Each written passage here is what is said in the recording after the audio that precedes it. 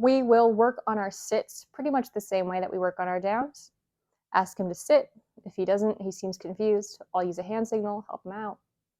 If he pops up when he's supposed to stay, I can do that leash pressure and hook a finger under his collar and lift up slightly to get him back into a sit. But generally, when we're practicing, we'll want to just reward primarily and ask him just for the verbal and kind of wait him out.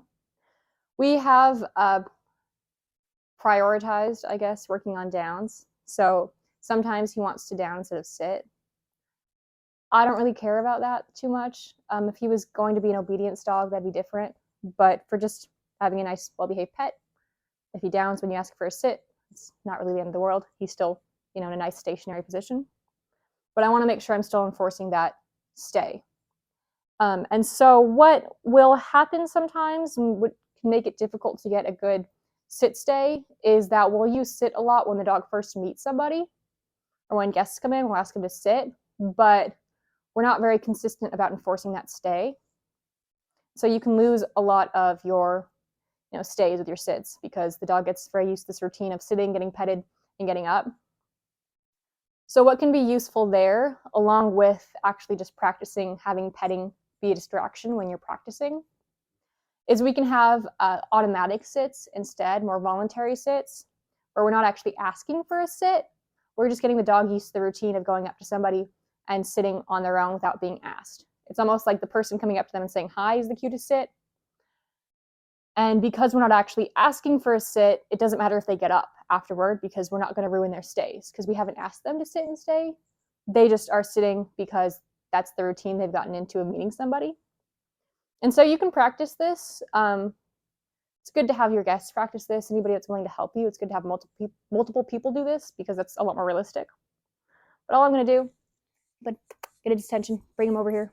Good. And I'll do this motion up to get him to put his butt on the ground.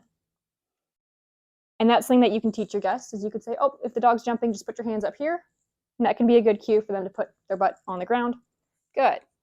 And I'll practice getting him kind of excited, then stopping suddenly. And when I stop suddenly, what I want him to do is default to that sit, right? Hey, bud, come here. Oh, he's a good boy.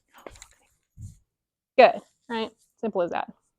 We can practice at the doorway or any situation that tends to get him overly excited.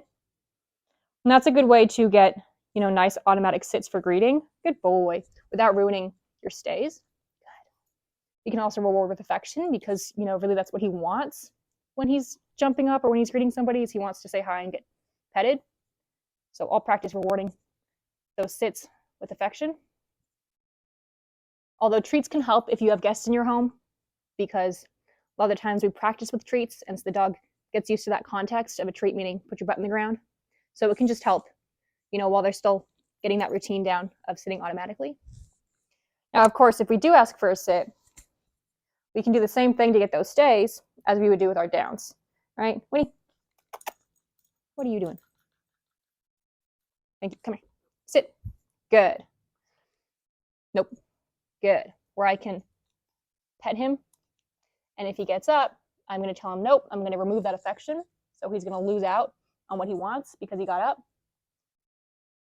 Or I can even just do leash pressure again and put a finger through his collar and lift up slightly until he puts his butt down. Good, you're still there. Good boy.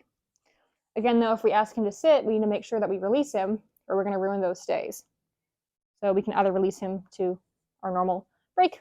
Good boy. Might pet him on the head for that. Or, again, yes to food. But sitting down aren't things that I necessarily need a lot of excitement bursting out of. So I don't necessarily want to reward him or release him to food all the time because I don't want a lot of, explosion out of the command. Kind of want him just to get up and be done with it. And same with our downs. If we do, 10, 15 reps of sit stays, we can end it with, 5 reps of just that pressure.